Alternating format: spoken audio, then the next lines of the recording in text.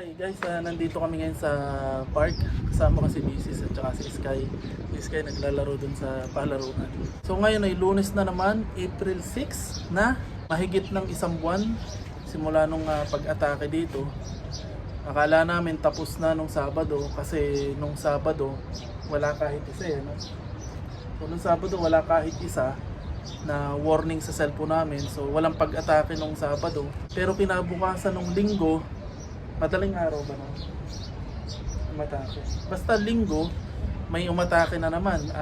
Nag-warning na naman sa cellphone namin. So, meron na naman. Akala namin tapos na, pero hindi pa pala tapos. Tapos, kanina lang, madaling araw, pero hindi ko na naramdaman.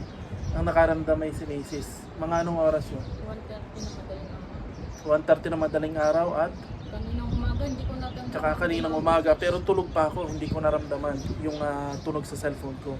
So ibig sabihin may umatake na naman. Kaya akala namin tapos na, eto, hindi pa pala tapos. Kaya yung ine-expect ko sigurong interview, na-delay na naman o na-cancel na naman. Hi Sky! Hi. Ito si Sky. Saan Wala galing? akong kalaro. Wala kang kalaro. Ang dami itong bata, di ba sinusundan ko nung naka-green? Ay, sabi ko, let's play tag, ba't ayaw niya? Ayaw na. Hindi niya alam siguro yun. Sige, laro ka na lang muna mag-isa. Mag-slide ka na. Mag-slide ka doon. Mag-slide ka Ay, doon. lagi naaga. Sige. Walang makakalaro si Sky. So yun, akala nga namin tapos na. Pero kanina lang, madaling araw, may umatake na naman pala. Nag-warning na naman sa cellphone. Hindi ko na naramdaman kasi tulog pa ako nung nag-warning. Pero si Mrs. naramdaman niya at saka nagising siya nung tumunog yung cellphone niya. At yun, siguro dahil dun sa 2 araw na sunod-sunod na pag-atake, na-delay yung aking interview na naman. Kasi supposedly ngayon yung tatawag para sa interview ko this week. Pero hindi sila tumawag. Hindi tumawag yung interview ko. Tapos si Mrs. na-delay din yung kanyang training. Dapat ngayon yung unang araw niya ng training. Kaso na-delay din. Gawa ng pag-atake ulit. Kasi dati, nung last week at last week, kaya na-delay. Gawa ng weather. Umulan. Ilang araw na umulan. Sunod-sunod na ulan na malakas. Baha. Walang transportation. Kaya na-delay. Pero ngayon, siguro kaya na-delay ulit kasi sunod-sunod ulit yung pag-atake.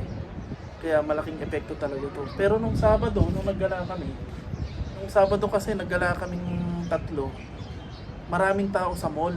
Parang walang nangyayari, parang walang issue. Madaming tao sa mall, tuloy ang trabaho, parang normal. Kaya sabi namin, dire-diretso na to kasi wala namang warning ng Sabado. Pero pagdating nung Linggo, Lunes, kanina, yun, meron na naman pag-atake. Kaya na-delay na naman lahat. Akala namin tapos na pero meron pa rin. Delay na naman, delay yung kanyang training, delay yung interview ko.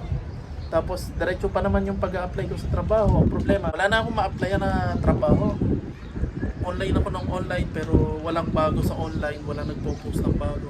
Tapos pinupuntahan ko na yung mga company, pumupunta ako dun sa mga company, pinupuntahan ko na ng personal.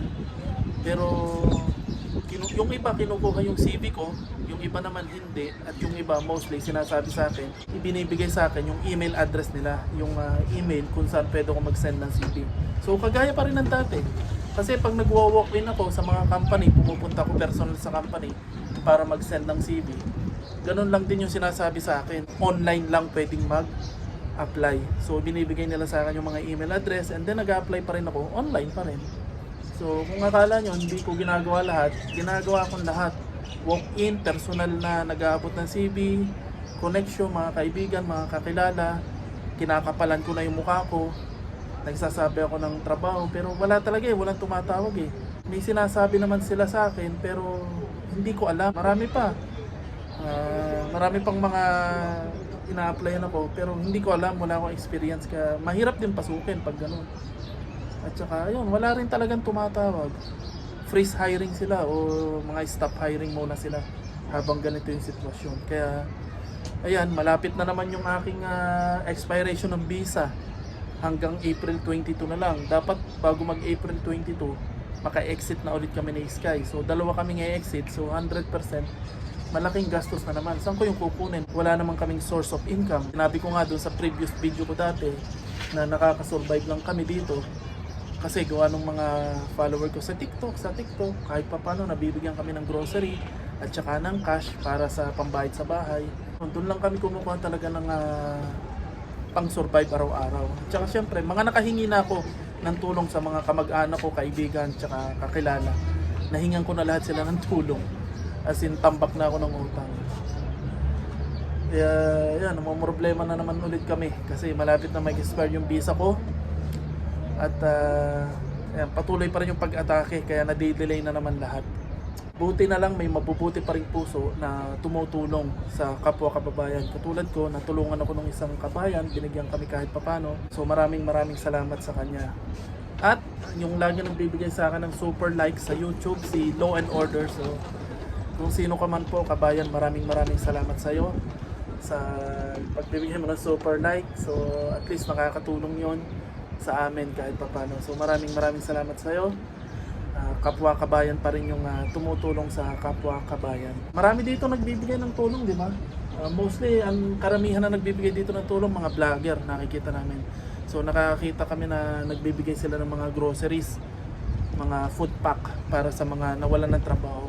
So hopefully sana yung mga kumukuha ng mga pagkain ay totoong nawalan ng trabaho. Kasi nakakaawa naman yung mga nawalan ng trabaho talaga. Okay, so guys, uuwi na kami kasi alauna na ng tanghali. Kakain muna kami and then si Mrs. may titingnan na email. Baka may nag-email na sa kanya.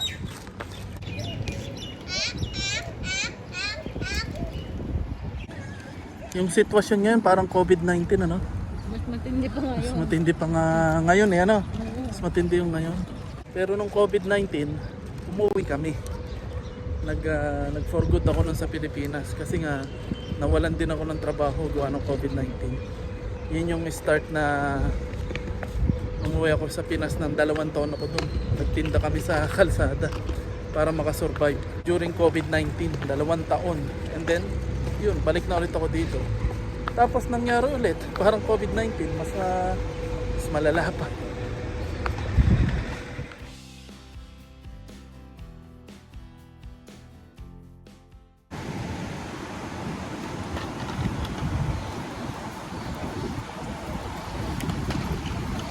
Okay guys, uuwi lang namin sa bahay. Nandito na ulit kami sa bahay. At pag uwi namin, may surpresang naghihintay kay Sky. May nagpadala ng Lego o ng laruan kay Sky mula sa aming TikTok follower. Ayan, pinadalan siya kasi mataas yung grade niya sa school. So may nangako sa aming follower na kapag mataas yung grades ni Sky sa school, reregaluhan siya ng Lego o ng laruan. Kaya tuwan-tuwa si Sky. Sky, happy? Motor to. Motor? Pakita mo sa ating follower. Ito motor. Ginagawa pa namin. Happy ka? Opo. Sige.